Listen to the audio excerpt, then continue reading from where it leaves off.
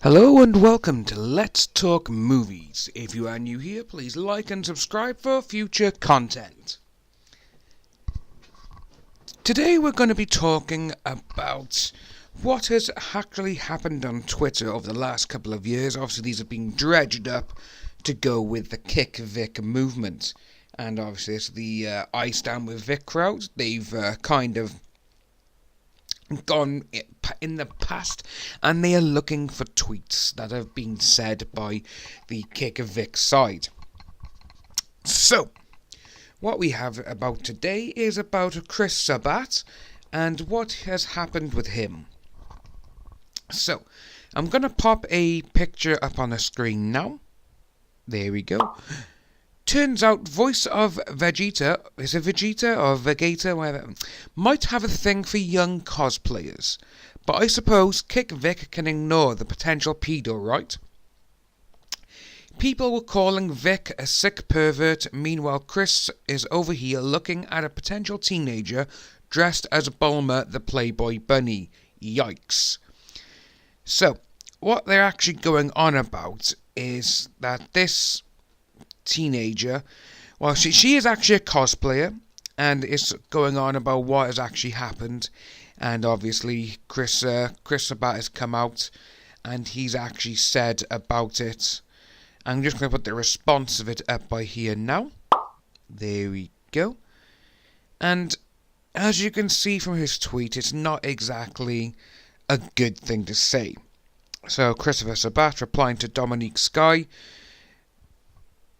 VEGETA, see, I'm just going to say VEGETA, it may be something else, but deserves Bulma at any age, but the world deserves you today. So, that line can be taken in any shape or form, and obviously people who are standing for Vic, they will look at that and say, oh, look at this, he's a potential pedo, because he's saying, the world deserves you today. Again, it can... You see, I'm not on the standard Vic side, and I'm not on the Kick Vic side. The majority of my videos have been against the Kick Vic movement, mostly because they're the ones who keep feeding ammo. But, obviously, when you look at this, and you look at Chris Sabat's tweet and his reply, there's not a lot of harm there, to be honest with you. Obviously, I think the winky face has... maybe pushed it over the edge a little bit. But obviously when you say, deserves Bulma at any age, it's almost like he's trying to imply that he wants her now, despite the age. And it's just crazy. Obviously he came out and he defended himself, and he was saying it was regarding the movie, and Bulma, in the movie, said she wanted to be younger or whatever. So... yeah, it's a little bit weird what's going on with all that. I'm just going to put another one up on a screen now. Again, this is going back to January 27th, 2015. So we're on about 4 years ago now, okay? This is a good old 4 years ago tweet. So people, they are looking in the past. They will try and find stuff. And this is what happens now. So... Lord Schmecky, Cody Boyer, went to Chris Sabat. Jerks are a problem beyond just the net. The net is just a microcosm for society. And that's my attempt to sound smart today. And obviously Christopher Sabat went back with, shut up faggot, winky face. Seriously though, this type of dialogue is good. Die in your sleep is not. So... obviously, he's having a little joke around with Cody, because obviously he's put the winky face on, and seriously, this type of dialogue is good. And obviously, he's probably referring to someone else who said to Chris, "Die in your sleep," and obviously he's like, ah. However, saying "shut up, faggot," you shouldn't really go on a public platform and say that. There's tons of stuff happening now, with all this kind of shit. We don't do it in Texas, we don't do it in bloody, especially not on Twitter, a public platform, which everyone can see your tweets. You just don't say that word there. But there's just so many things going on regarding this whole Kick Vic thing at the moment. Yikes. And yeah, yikes indeed. It's just crazy that all these things are happening, and obviously, you know, because Chris Sabat, he has actually issued a response to all of this, and it's, again, I think he's just, you know, he's trying to apologise for what he's said, but all he's like saying is taken out of context, again, which is understandable, but it's just the way everything is going on. Is these people, they just seem to be throwing ammunition out there, and they just seem to be throwing, like, it's almost like, you know, and they're giving everything to Vic's lawyers. You know, it's, you know, every single tweet or reply they do, or any interview, it's a potential thing to be used against them when Vic takes all this to court. You know, it's quite funny how this all happened. Again, I'm just having a quick look by here. We got someone replying to Ron Toy, because obviously Ron Toy